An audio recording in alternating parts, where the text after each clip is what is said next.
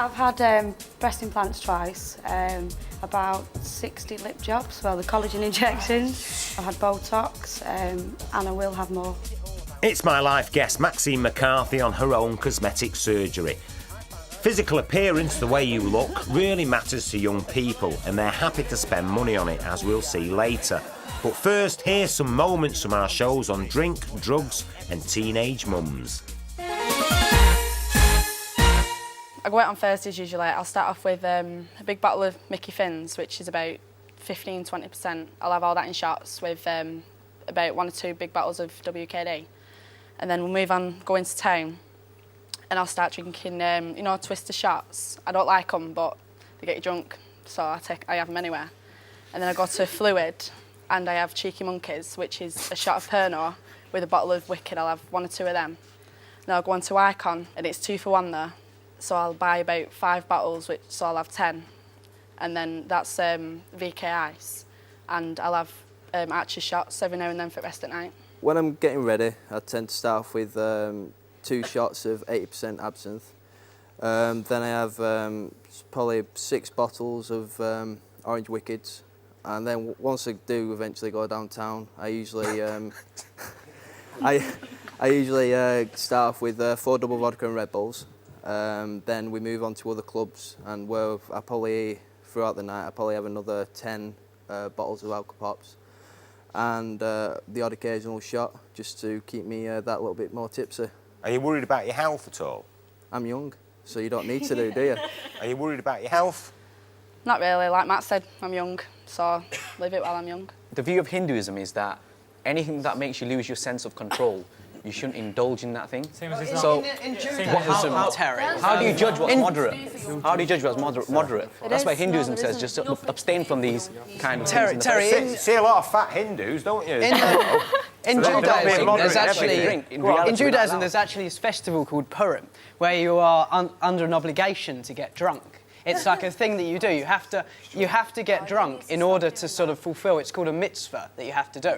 And I think the thing about blanket banning binge drinking is that you have to appreciate that there are some social situations where you have to account for it. And I think you're not tackling the real issue, which is the attitude of the drinkers. From the medical point of view, yeah, Because I mean, how bad is it? People aren't aware of the health consequences of alcohol. There's nothing wrong with drinking a bit. And not everybody that drinks heavily will get, problems. But you look at A&E, 70% of the nighttime admissions to A&E are related to alcohol. We have seen in the last 10 years that the people coming up with bad liver disease, used to be a 60-year-old with cirrhosis, now it's your 40-year-old. And I mean, I've had patients with cirrhosis at 21, and, they're in a dreadful state at that point, and some of them will get better if they stop drinking, but some of them die. Has it made you think about your binge drinking? No. So you wouldn't change? I don't think I binge drink. I think I go out to have a laugh. Started quite young, 16, my first nose reconstruction procedure. And since then I've had 2 on my nose, about 4 breast augmentations, lipo, Botox, great fan of Botox, and lip enhancements, so some aesthetic surgery as well. But I'm due in for having a J-Lo butt. How much have you spent on all of this? So far it's been, I would say, the region of about 70,000, 80,000. You spent triple what my house is worth on your looks, but without sounding condescending, I would probably be embarrassed to walk down the street with a woman who looked, I can't choose words carefully, plastic. I've had breast implants twice, about 60 lip jobs, well, the collagen injections. I have that probably every 4 to 5 weeks. I've had Botox, and I will have more done. Mohammed? I don't want to sound rude. Hey, but I'm sure you will.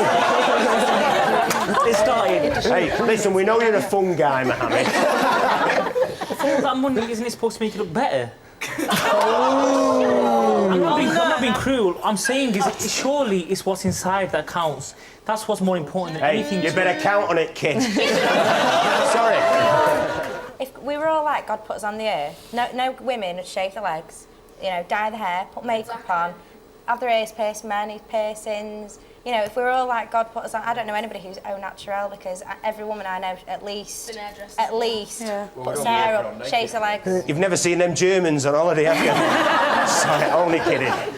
Right. Do you not find that you can't make expressions? Because your face has been like that all the way through. It's like, and I'd prefer to have lines and be able to have happy lines and like go to just be like. I mean, even sharing everyone, they're like, I don't mean it horribly, but they're like. No, I can actually move my face. It's funny that you say that I didn't like being a size 14. I actually loved it. After being in a band and, you know, dance routines all the time and set diets, I actually really loved indulging in the food I wanted to eat. So it wasn't really planned. It was just something that happened while I was working. I mean, how many hours a day do you spend down the gym? Various. I've got a little baby, so I have to work around my baby because he's only 2. I'll go a couple of hours in the morning, a couple of hours in the night, if I can get there. And you actually feel depressed if you don't go to the gym for one day? Yeah, I'll sit and cry. Well, I've had cheek implants and I've had a rhinoplasty, which is like the nose kind of slightly altered. But I mean, that's quite drastic, isn't it, having cheek implants? And we live in a society that is actually dominated, you know, by looks. You can't get away from it. It doesn't matter what you say about, you know, it's your personality that counts. To a degree, your personality does count. But when was the last time you saw somebody walking across the road and a friend go, look at that personality? Let's not pussyfoot around here. If you're overweight or you're ugly, you are not, you know, going to cut the mustard in today's society. Islamically, it's not just my life, it's our life.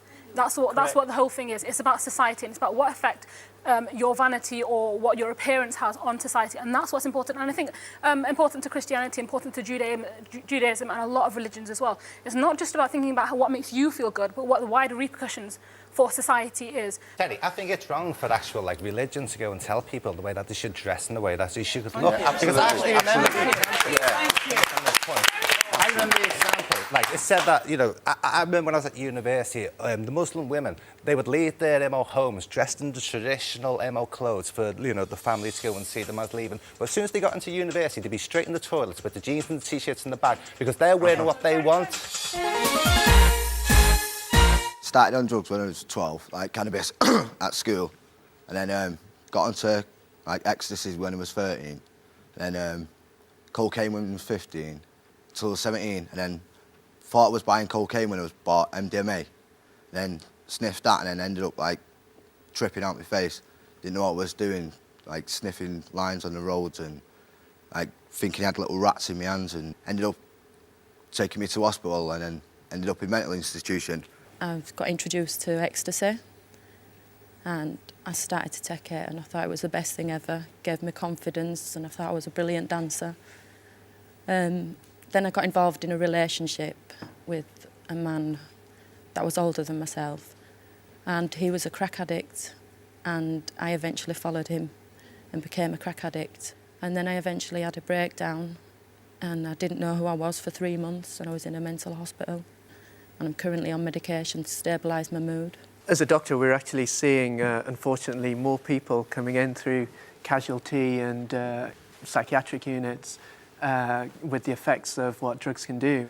People who become psychotic from taking drugs like cocaine, amphetamine, cannabis.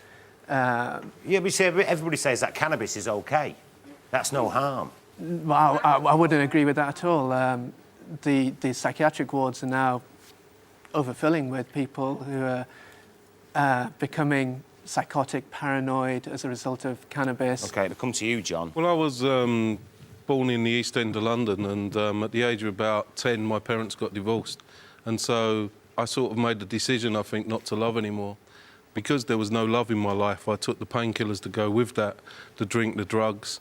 If an addiction, if religion is, as Russell does, trying to help people, trying to reach out to someone, trying to pray for their community, trying to make the world a better place, isn't that a good addiction to have? Yes, isn't that definitely something which is uplifting rather than down-putting? You know, I'm not involved in the unholy trinity, me, myself and I. I'm involved in the holy trinity, you know, the Father, Son and Holy Spirit. Why did you get pregnant at 17? Because I didn't use any protection, basically. I didn't think about it. I just thought, oh, I won't get caught. Everyone thinks that I won't get caught. It won't happen to me, but it does. And it's a did your boyfriend not bother using protection? No. No, he's just... No. What? He just what? He just don't think. He's just stupid. He's not my brother. Are you still with him? No, he's in prison. When I was 14, Mum took me and put me on the pill because I think she'd worked out I was having sex and she wanted to be careful, but I wasn't mentally responsible enough to remember to take that pill every day and realise the implications of what would happen if I didn't take it. And obviously, because I was immature, I got pregnant. A lot of teenage mums are quite badly educated. They don't have the strong parental support. And I'm afraid, let him speak. You know, I don't mean to be rude, but I've got to be honest here. If you're looking at the demographics, it is people on the worst estates who have the worst education, who perhaps come from broken homes themselves. And actually, I think we have to address the societal problems. If people want to have sex, that's absolutely fine. I'm not a killjoy. But I do think that children that young, really, they're losing the childhood, and we have to do something about that. How dare you say things like that? I was brought up in... My family were well off. I was brought up in, like, Cheshire, and I was so educated. I had the best parents in the world. Well, when I say that, I want to avoid, you know, specifically talking about... People who get pregnant come from broken homes. Well, no, I mean, what I want to do... I mean, I'm trying to broaden it out. I mean, it's very difficult. It's very difficult. I'm a teacher, and I have kids say to me when I've taught childcare, they've said to me, I want to have a child. It's not... I want to have sex a lot of the time. It's, I want a child. And when I say why to these 14 and 15-year-old girls, they say to me, because I want somebody who's going to love me. They feel lonely. They want somebody who needs them so much. So it's not all about sex. Basically, I'm a Christian. I've decided not to have sex until I'm married.